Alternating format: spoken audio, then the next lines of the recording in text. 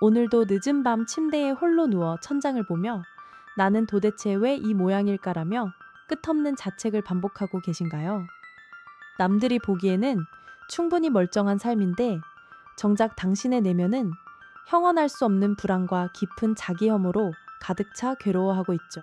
그건 당신의 의지가 약해서가 아니라 뇌 속에 숨어 있는 가짜 소설가 때문입니다. 이제 그 소설가의 정체를 폭로하고 당신의 진짜 인생을 되찾아줄 뇌과학의 비밀을 영상과 함께 보도록 하겠습니다. 여러분은 평소에 자기 자신을 얼마나 잘 안다고 생각하시나요? 내가 왜 이 음식을 좋아하는지, 왜 그 사람에게 화가 났는지, 왜 오늘 무기력한지 우리는 늘 명확한 이유가 있다고 믿고 살아가는 법이죠. 하지만 심리학과 뇌과학의 시선으로 보면 이건 아주 거대한 착각에 불과해요. 우리 뇌 안에는 우리가 의식하지 못하는 수많은 충돌과 거짓말이 실시간으로 일어나고 있거든요. 이걸 모르면 평생 자책만 하게 되는 거죠. 세계적인 뇌과학자 마이클 가자니가는 아주 기묘한 실험을 하나 진행했어요. 자뇌와 우뇌가 연결된 통로인 뇌량이 끊어진 분리 뇌 환자들을 대상으로 한 실험이었는데 여기서 인간 자아의 충격적인 진실이 드러났습니다. 우리의 좌뇌는 언어를 담당하고 우뇌는 시각적 패턴을 인식하죠. 가자니가는 환자의 오른쪽 시야에는 닭발을, 왼쪽 시야에는 눈 덮인 풍경을 보여주었습니다. 이때 우뇌는 눈을 봤고 좌뇌는 오직 닭발만을 본 상태였어요. 그 다음 환자에게 양손으로 관련된 그림을 고르게 했더니 왼손은 눈을 치우는 삽을, 오른손은 닭 머리를 골랐어요. 논리적으로 완벽하죠. 하지만 가자니까가 왜 삽을 골랐나요? 라고 묻자 정말 소름 돋는 일이 벌어집니다. 말을 할 수 있는 좌뇌는 삽을 고른 진짜 이유인 눈 덮인 풍경을 전혀 보지 못했어요. 그런데도 환자는 당황하지 않고 이렇게 대답합니다. 아, 닭장을 치우려면 삽이 필요하니까요? 라고 아주 천연덕스럽게 거짓말을 하더군요. 좌뇌는 자기가 모르는 행동에 대해 모른다고 말하는 대신 즉석에서 가장 그럴듯한 이유를 지어내 버린 거예요. 심리학에서는 이를 착화, confabulation 라고 부르며 좌뇌를 우리 인생의 해석기, interpreter 라고 정의합니다. 이 해석기는 지금 이 순간에도 당신의 머릿속에서 열일 중이에요. 당신이 아침에 기분이 나쁜 진짜 이유는 어젯밤 수면 중 치솟은 코르티솔 수치 때문일 수도 있는데 해석기는 어제 친구가 한 말 때문이라고 소설을 쓰죠. 여러분이 나는 원래 이래, 나는 뭘 해도 안 되라고 느끼는 그 자아상조차 사실은 이 해석기가 무작위로 일어난 사건들을 짜맞춘 허구의 스토리일 가능성이 매우 높다는 뜻이에요. 정말 무섭지 않나요? 우리는 스스로를 합리적인 존재라고 믿지만 실제로는 합리화하는 존재에 가깝습니다. 전두엽이 마비된 상태에서 내린 충동적인 결정을 나만의 취향이라고 포장하는 게 바로 우리 인간의 본능적인 방어기제거든요. 특히 자존감이 낮은 분들은 이 해석기가 비극 작가로 빙의해 있습니다. 누군가 나를 도와줘도 동정하는 거야라고 해석하고 작은 실수에도 역시 난 쓰레기야라며 인과관계를 억지로 만들어내서 당신을 괴롭히죠. 여기서 우리가 반드시 깨달아야 할 팩트가 하나 있습니다. 당신이 느끼는 우울함과 무력감은 당신의 정체성이 아니라 단지 당신의 뇌가 상황을 설명하기 위해 내놓은 오답 리포트일 뿐이라는 사실을요. 진화심리학적으로 보면 이 해석기는 생존을 위해 발달했어요. 불확실한 상황을 어떻게든 원인과 결과로 묶어야 뇌가 에너지를 아끼고 다음 행동을 결정할 수 있거든요. 하지만 현대사회에선 이 기능이 독이 된 거죠. 그런데 여기서 정말 위험한 건 따로 있습니다. 우리가 이 가짜 소설가의 말을 진실이라고 믿기 시작하면 우리 뇌의 신경 가소성은 정말로 그 부정적인 방향으로 회로를 고착화시켜 버린다는 점이에요. 그럼 우리는 평생 이 뇌가 만든 감옥에 갇혀 살아야 할까요? 아닙니다. 이제부터 프레임을 완전히 뒤집는 세 가지 심리 기술을 처방해 드릴게요. 이 기술은 당신의 전두엽을 깨우고 해석기를 통제하게 만들 겁니다. 첫 번째 기술은 언어적 분리입니다. 나는 쓸모없어라고 말하는 대신 나는 내가 쓸모없다는 생각을 하고 있구나라고 문장을 바꿔보세요.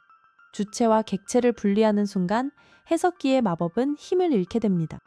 두 번째는 신체적 강제 개입이에요.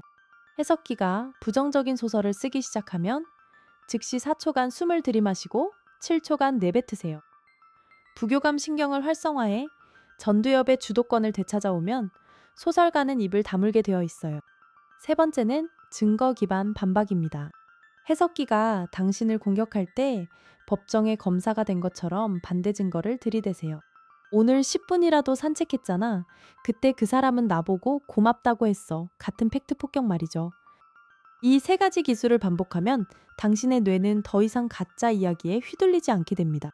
자존감은 댐의 수위와 같아서 비가 오지 않아도 우리가 인위적으로 물을 채워 넣어야 바닥을 드러내지 않는 법이거든요. 많은 분들이 마음을 편하게 먹으라는 말을 듣지만 그건 불가능한 조언이에요.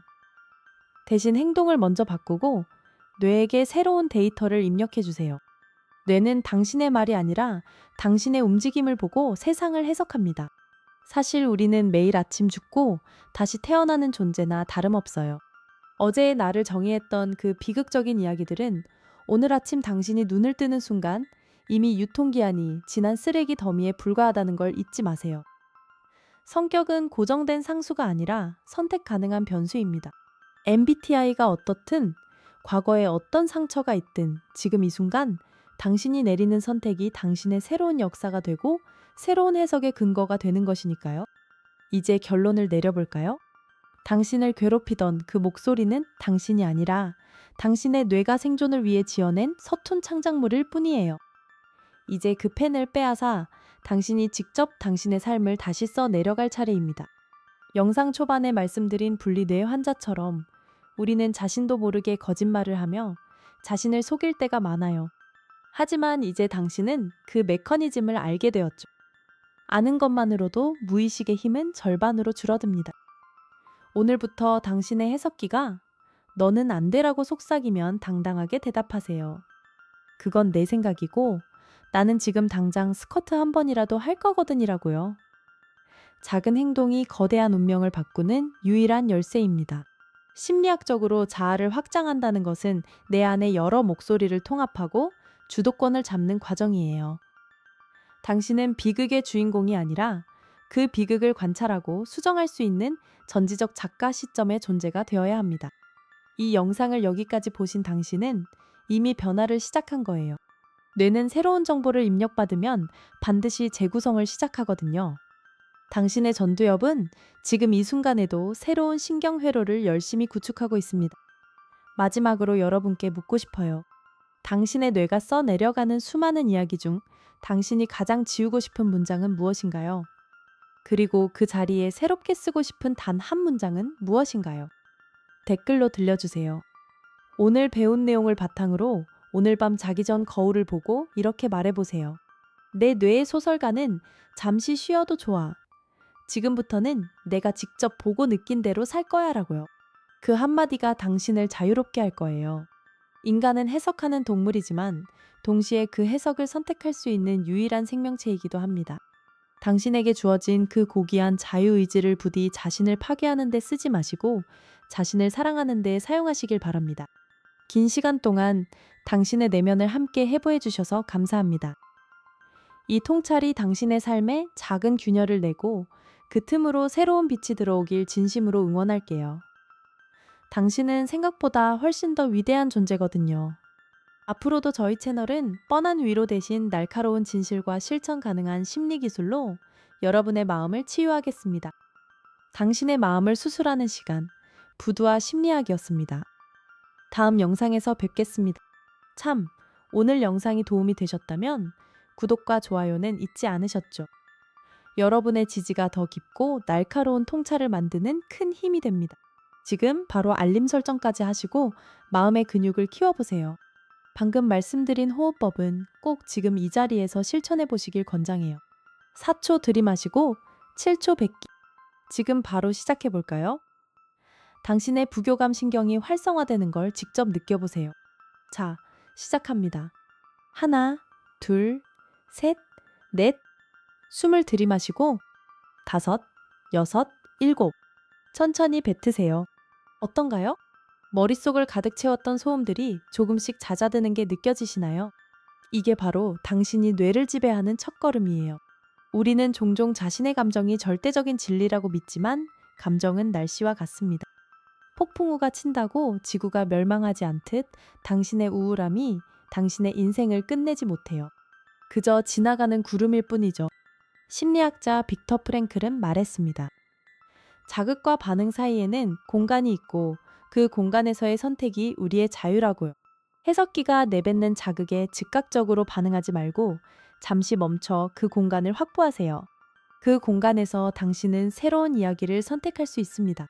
나는 실패자다라는 자극에 아니, 나는 배운 사람이다라는 반응을 선택하는 것. 그것이 바로 자아의 확장이자 진정한 심리적 자유의 시작입니다. 어려운 용어들이 많았지만 핵심은 단 하나입니다. 내 뇌는 가끔 거짓말을 한다. 그러니 그 말을 다 믿지 말자. 이 단순한 사실 하나만 기억해도 당신의 인생은 어제보다 훨씬 가벼워질 수밖에 없어요. 만약 지금 당장 아무것도 할 의욕이 없다면 그 무기력조차 내 뇌가 지금 에너지를 아끼려고 핑계를 대고 있구나라고 객관화해서 바라보세요. 그리고 그냥 손가락 하나만 까딱해 보세요. 충분합니다. 작은 승리의 경험이 뇌에 쌓일 때 해석기는 비로소 비극 작가에서 희망 작가로 전향하게 됩니다. 당신의 뇌를 당신의 가장 강력한 조력자로 만드느냐, 적군으로 만드느냐는 오로지 당신의 관점에 달려 있죠. 여러분이 겪고 있는 그 모든 고민과 고통은 사실 당신이 더 나은 존재로 진화하기 위한 뇌의 성장통일지도 모릅니다. 부두와 심리학은 그 통증을 성장의 동력으로 바꾸는 방법을 계속해서 제안할 거예요. 오늘 하루도 가짜 소설가와 싸우느라 고생 많으셨습니다. 이제는 편안하게 잠드셔도 좋습니다. 당신의 내면은 이미 조금씩 치유되고 있으니까요. 밤은 깊었지만 당신의 내일은 그 어느 때보다 밝을 겁니다. 다음 영상에서는 우리가 왜 특정 사람에게 집착하는지 그 치명적인 심리 기제에 대해 다뤄볼 예정입니다. 관계 때문에 힘든 분들이라면 절대 놓치지 마세요. 당신을 지키는 심리 기술은 계속됩니다. 마음의 외과, 의사, 통찰의 설계자 부두와 심리학이었습니다. 여러분의 마음이 평온해지는 그날까지 함께하겠습니다. 시청해주셔서 정말 고맙습니다. 건강한 마음으로 다시 만나요. 안녕히 계세요.